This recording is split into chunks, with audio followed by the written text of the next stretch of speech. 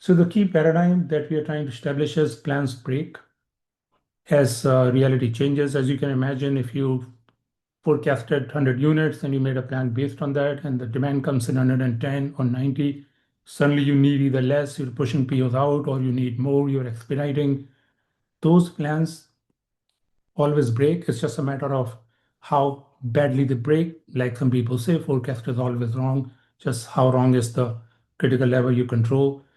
Policies, on the other hand, resilient planning is a concept saying I want to be covered no matter what shocks I get in a reasonable way, and I'm willing to pay the risk premium for it.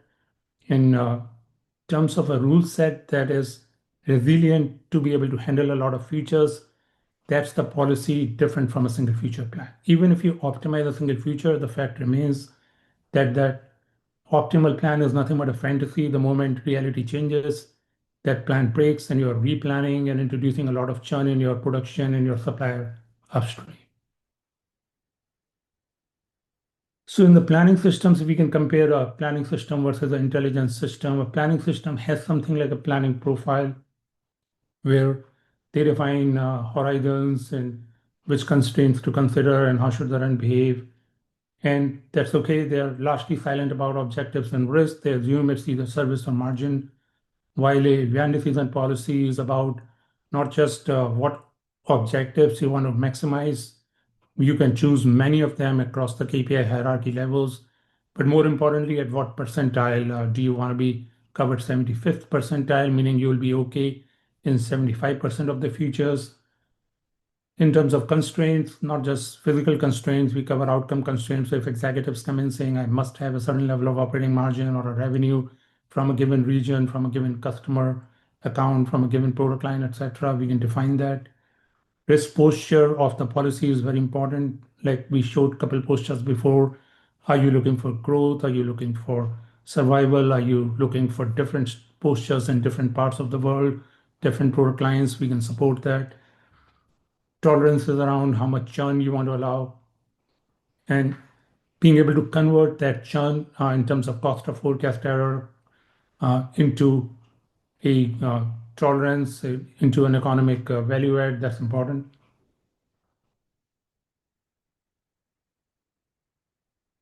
So if you look at the policy as an artifact, we are saying this is a screenshot you're seeing of VYAN. I'll be showing it shortly here.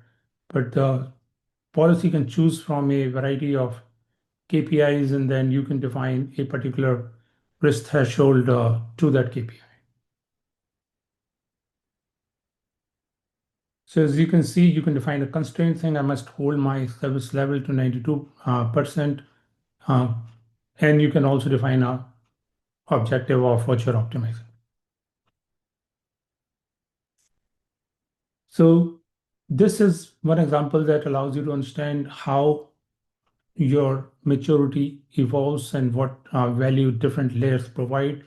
If you look at a system of record, ERP dashboard, that's all historical, right? It is telling you uh, what has been a quarterly revenue, margin of cash situation. There are usually no views of the future, no ranges, no risk. When you look at a system of planning, a typical planning, advanced planning kind of solution, they would be able to give you some projected revenue and margin based on some conversion of their plans after the fact from quantity to units and to gross margin. But they are not really informing you of a true operating margin, of a cash flow. There's no financial statements coming out. And even if they are against a single future. So there's no ability to understand the true risk. There is no real risk modeling going in from a risk probability perspective. There's no cost of uncertainty being calculated, which is how much risk premium you're paying. First of all, they're not doing resilient planning, and two, even if they are, they can point to how much you paid to be resilient across the features.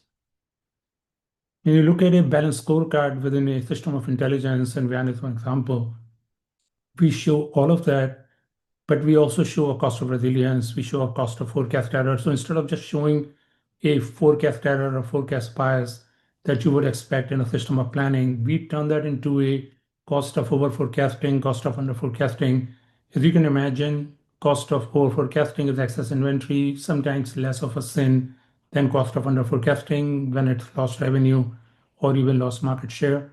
So trying to go for a zero bias forecast, not a good idea in economic sense. You want to weigh your forecast in favor of the cost of forecast error optimization, meaning you might deliberately over forecast, knowing the over forecasting is less of a problem than if I get it wrong the other way. And cost of churn, if I'm allowing a 15% churn tolerance plan to plan, how much is the cost of that churn, and should it be 20% or 10%? How do you optimize that? It's something a system of planning can inform. So dashboard typically reports the past while balance scorecard explains the future.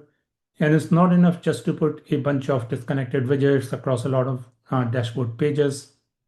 That's basically an, a recipe for fragmented understanding of what's really going on. What we do is we put a balanced scorecard, a fully linked statement of hierarchy of KPIs starting from economic value added, exploring into your key KPIs that you inform the street about, the revenue margin, the cash flows, and then the next level KPIs to be able to split that further up.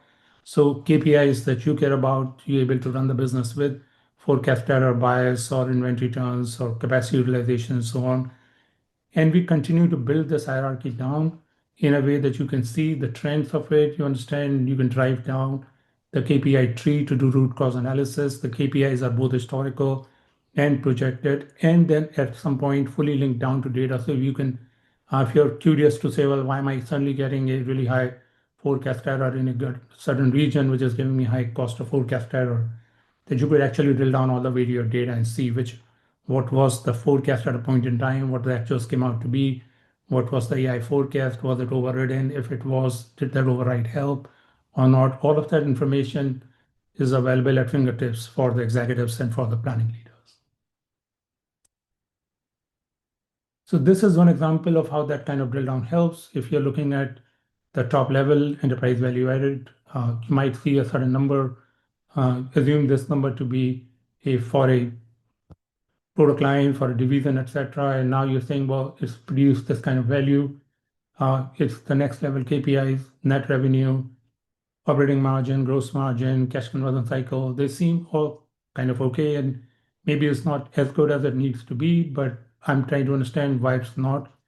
So now we can drill down to margin by customer, for example, and it allows us to see that out of our top 5 customers, a couple of them are doing pretty okay, assuming our uh, operating margin floor is somewhere about mid-teens, that we are saying, well, these two are uh, not looking very healthy, but this one's a real problem. It's actually giving us negative margin.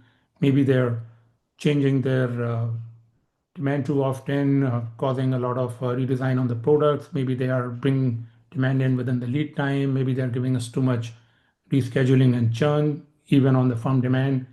We need to identify what the reason is. Are they getting too much of a discount? But this is the kind of insight that you could literally then drill down to data to see which order lines in future plan are giving you what kind of projected negative margin. And that becomes a recipe for not just planning quantities and doing ATP confirmations. Now you could actually get recommendations from the system saying that this is the margin hit you're taking in order to grow the business, or this is the cost of churn that you're supporting with this customer, and what would be the right surcharge to put on top. So next time the customer wants to pull it in, you can inform them saying, well, it's going to cost me all this expedite fees.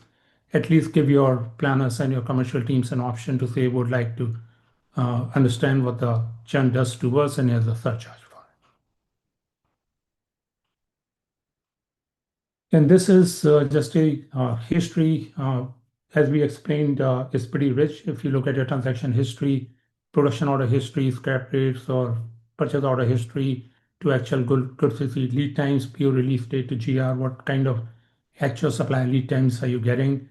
And you draw that out. We do that in VYAN. In this case, you can see how the forecast versus actuals in past cycles, the error has been, and the ability to inform that and model that as you look at demand forecast in future across the multiple iterations. You can down to a customer item combination level, understand how the error is, and for high error customer item combinations, apply more diversity to your future iterations. For tighter distributions, less so, but it gives you that clarity.